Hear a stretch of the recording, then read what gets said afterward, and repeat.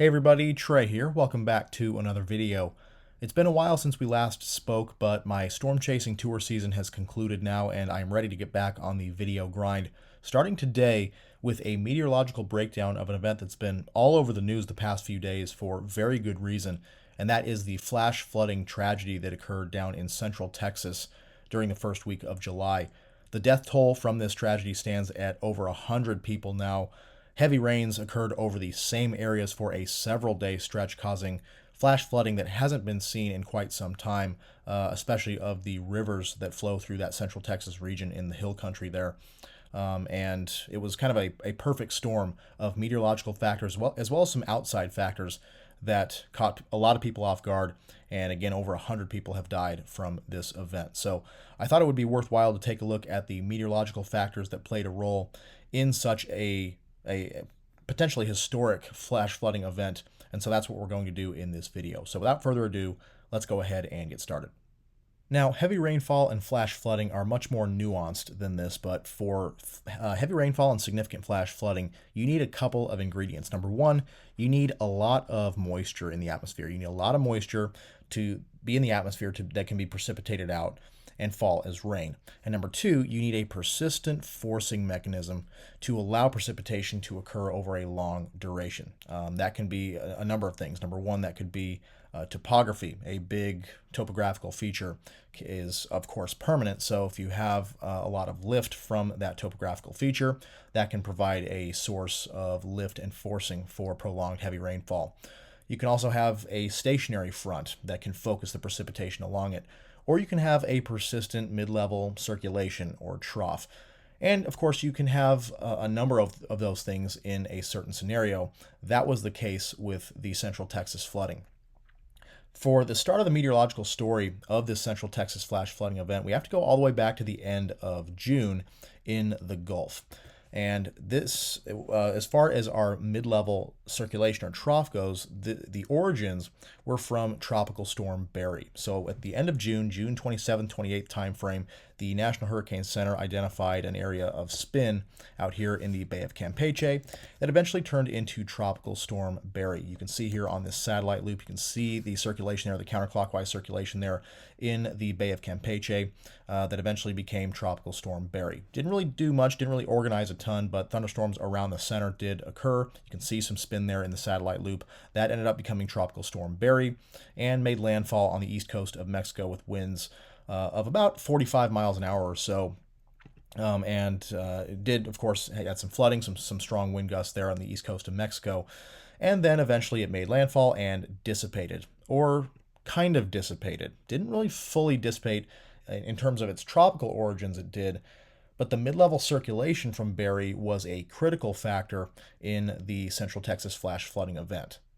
So after Tropical Storm Barry made landfall on the east coast of Mexico, its tropical characteristics dissipated and its remnant circulation meandered ever so slowly northward into West Texas and then slowly eastward toward West Central and Central Texas, and just kind of sat there for a prolonged period of time. And that was the main synoptic scale feature that allowed for round after round after round of heavy rainfall and flash flooding, because the steering currents broke down.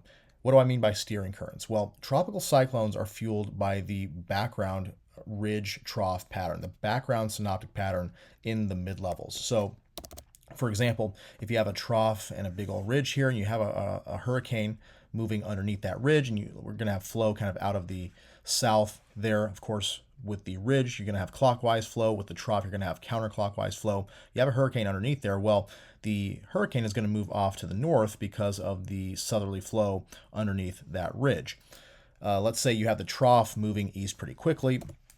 And so, again, you have the trough moving east and you have a hurricane moving here. Well, that's going to be sucked up kind of by this trough and start to move off to the northeast a little bit, assuming more southwesterly flow on the east side of this trough. So the mid-level pattern, the background mid-level pattern, is a big driving factor in the motion of tropical cyclones, including remnant tropical cyclones. And that was no different here. So starting here on the visible satellite imagery on July 3rd, which was really the first day of this prolonged heavy rainfall and flash flooding event, you can see the remnants of Barry as this kind of cloud mass here in West Texas and northern Mexico.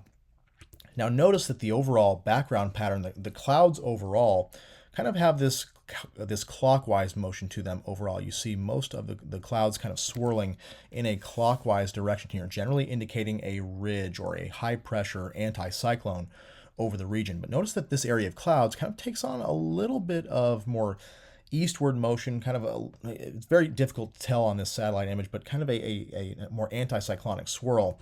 So you can tell here, let me back it up just a little bit toward the start of the loop.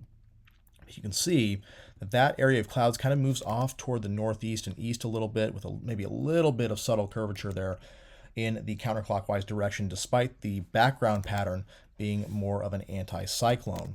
So we had a ridge of high pressure in place. There was your what was called the remnants of Berry, also called an MCV, mesoscale convective vortex, whatever you want to call it. A little bit of that remnant circulation right there underneath this very broad ridge of high pressure. That meandered off to the east a little bit and set up here over the west central and central Texas corridor, ahead of which that heavy rainfall began in earnest on the afternoon and evening of July 3rd.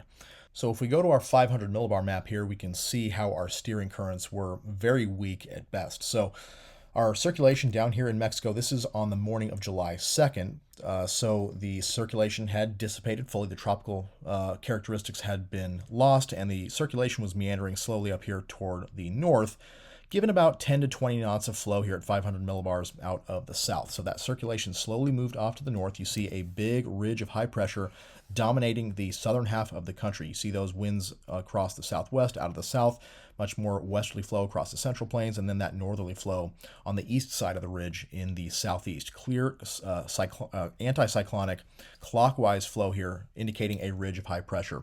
Still, the circulation was kind of on the west side of the ridge, so we had southerly flow, weak southerly flow, helping to push that remnant circulation off to the north ever so slowly. But you see here as we go forward with time, we kind of see we maintain that 15 to 20 knots of flow there going into the evening of the 2nd, pushing that circulation off into West Texas, and then we just see the currents kind of just break down even further, 5 to 10 knots of flow, maybe some patches of 20 knots there, 20 knot flow there, but overall very, very weak flow, helping to slowly push that circulation off now toward the east with more westerly flow there, giving this little bit of a trough on trying to de-amplify the ridge just a little bit, but still very, very weak flow, 5 to 15 knots or so flow there over Texas, just helping to allow that remnant circulation to very slowly move to the east across central Texas and then just kind of sit there over the next couple of days. You can really see this well in the 7 to 400 millibar differential vorticity advection. So the spin basically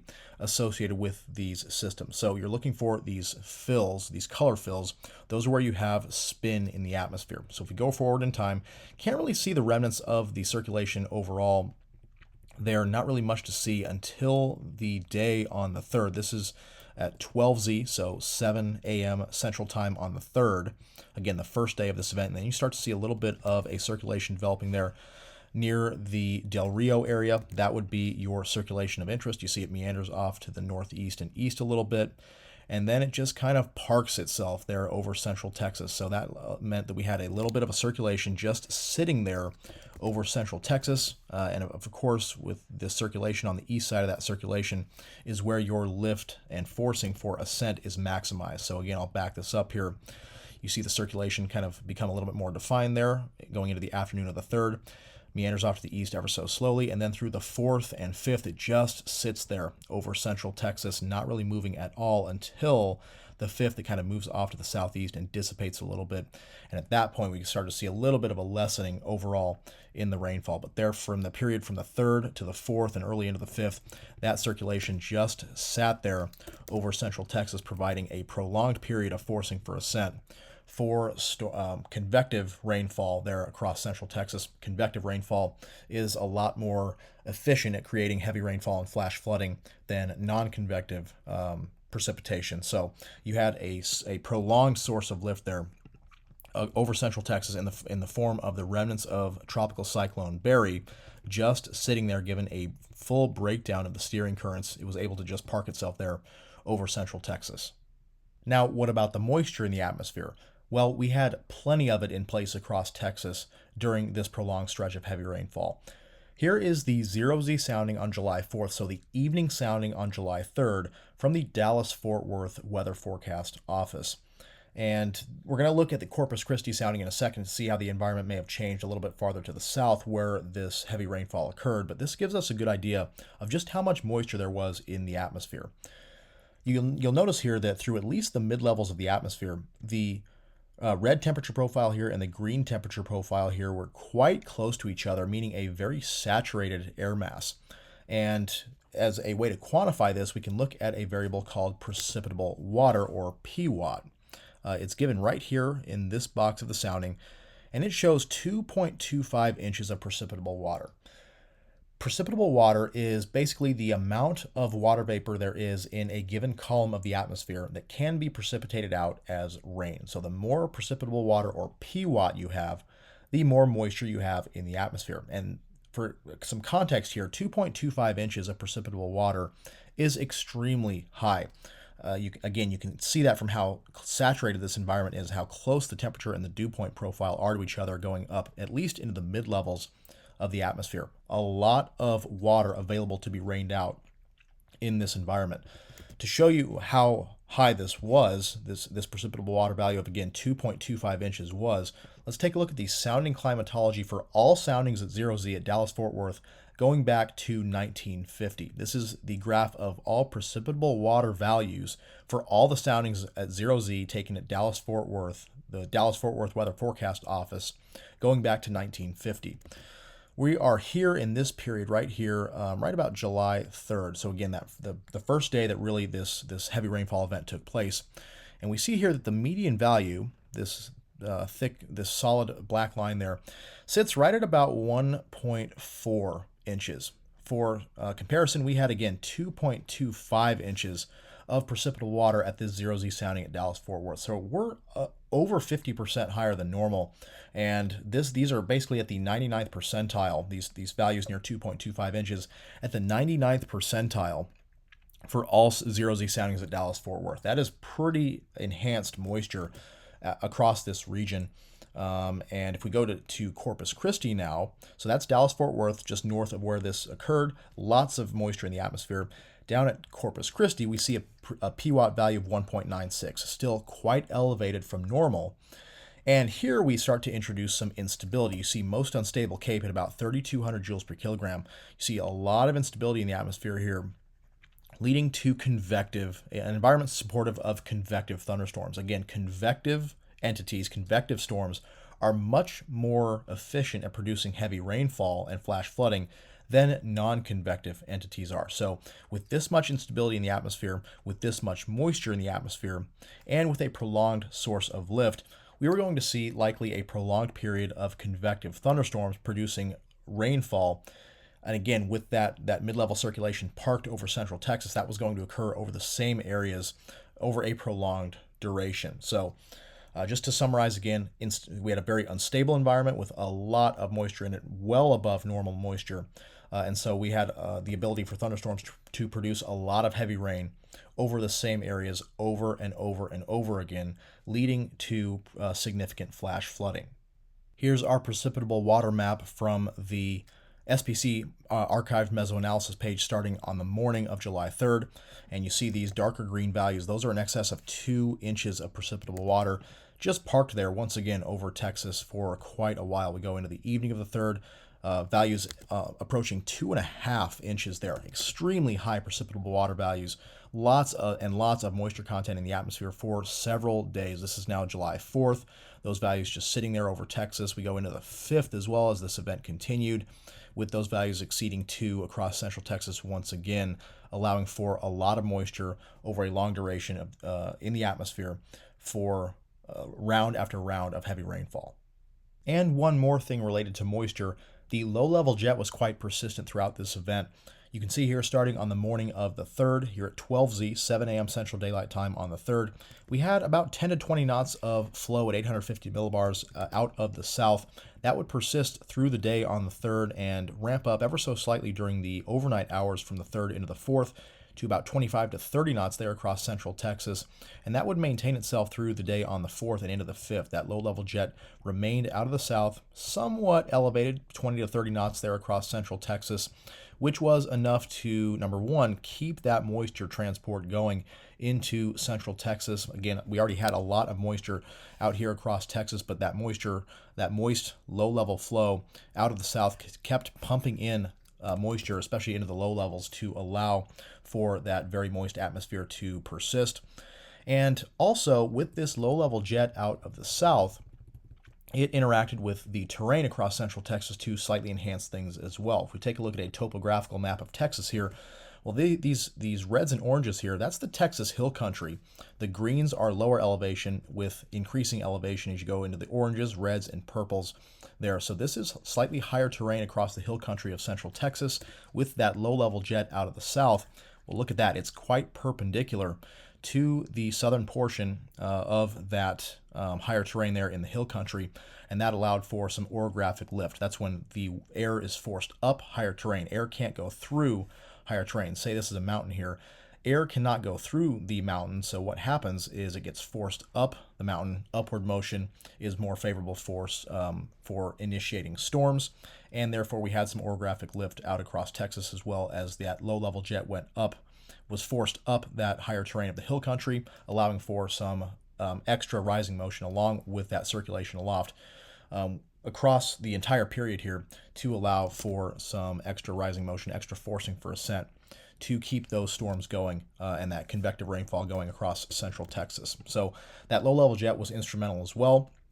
One other thing it may have done also, especially as it ramped up in the evening and overnight hours, was it allowed the deep layer and low-level wind shear to increase slightly as well. So that we didn't see anything super incredible here. It's something we might see with a severe weather event. Deep layer shear here at Corpus Christi, 0Z. So the evening of the 3rd was about 22 knots, usually for supercells, tornadic supercells, etc. You need about 30 knots or higher effective bulk wind shear there. We're only seeing about 22 knots with the Corpus Christi sounding on the evening of the 3rd. But still, that is slightly elevated. You do see some veering of the winds with height, winds out of the southeast at the surface, veering to more westerly winds aloft. So we certainly did see some directional wind shear as we went up in the atmosphere, leading to perhaps some semblance of organization of these storms. The slightly stronger wind shear, even though not favorable for supercells, perhaps allowed for a little bit more organization of the storms and allowed them to persist for quite a while. That's what wind shear does.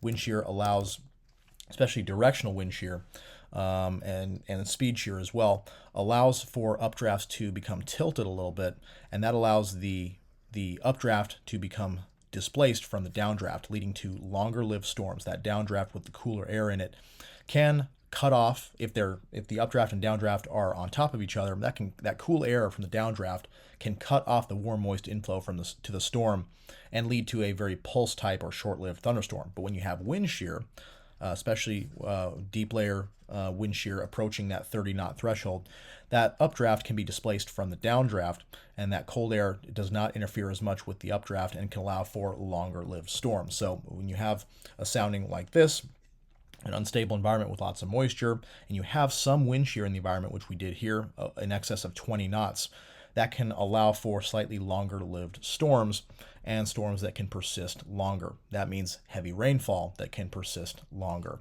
So when you have all of these factors coming together at once over a multi-day stretch, that can lead to some very heavy rainfall over the same areas for a long, long time. And that's exactly what happened here. You had that mid-level circulation that just parked itself over central Texas, leading to ample lift for quite a long time. You had the ample moisture in the atmosphere, very high precipitable water values over a broad swath of Texas for a several-day stretch, leading to a lot of rain that was able to be precipitated out of these storms as they initiated. You also had that low-level jet that was able to continually transport moisture, even more moisture into the region, allow for some storm organization and longevity, and a little bit of orographic lift on that slightly higher terrain of the Texas hill country.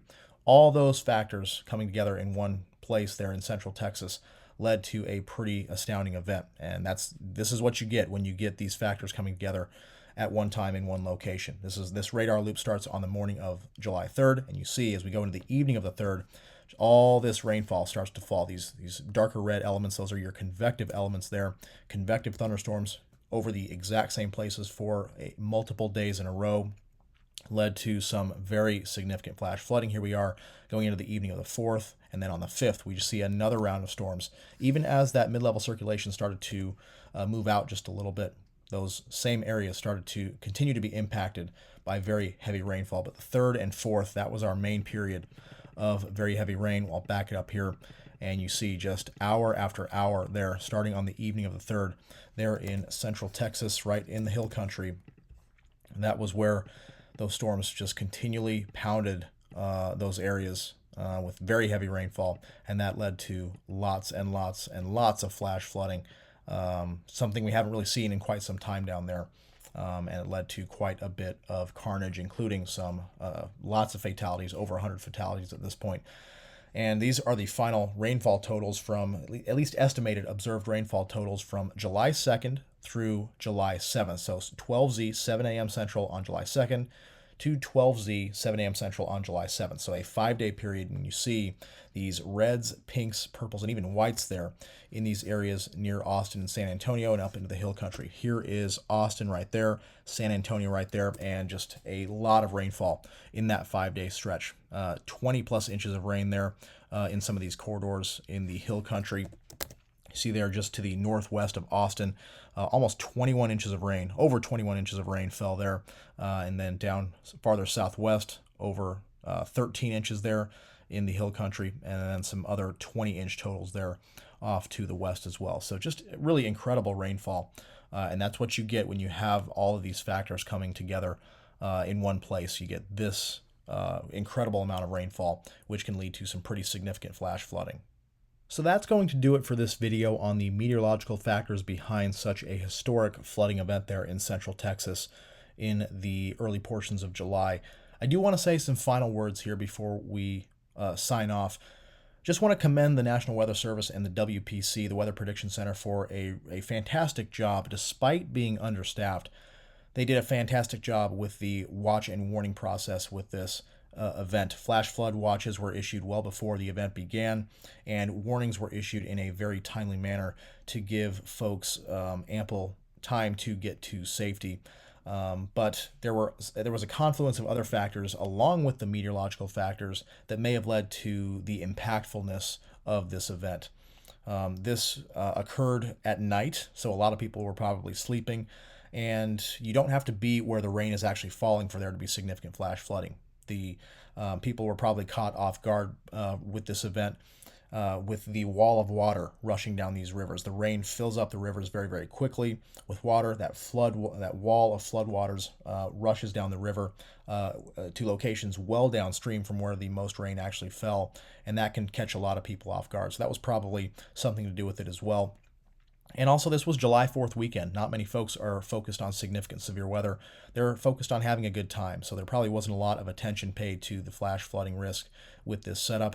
And also, flash flooding is just not that flashy, no pun intended, compared to supercells and tornadoes. A lot of people tend to take more action when there's a big tornado bearing down on them rather than when a flash flood is bearing down on them, even though water does a lot more damage and can kill a lot more people each year than tornadoes can. So it was kind of a confluence of those factors along with the meteorological factors, many of which initially may seem quite benign, but when you put them all together in one localized area, that can lead to a pretty bad situation. And unfortunately, the worst case scenario was reached here with this event, with, again, over 100 people passing away from the floods.